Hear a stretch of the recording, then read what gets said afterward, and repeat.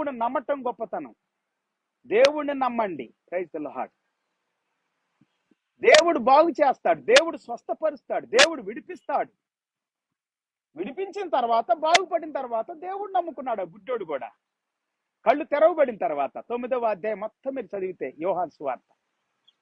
ఇలా చెప్పుకుంటూ పోతే పిల్లారా, ప్రతి ఒక్కరి జీవితంలో పాపాత్మురాలైనటువంటి స్త్రీ యేసు ప్రభు దగ్గరకు వచ్చింది.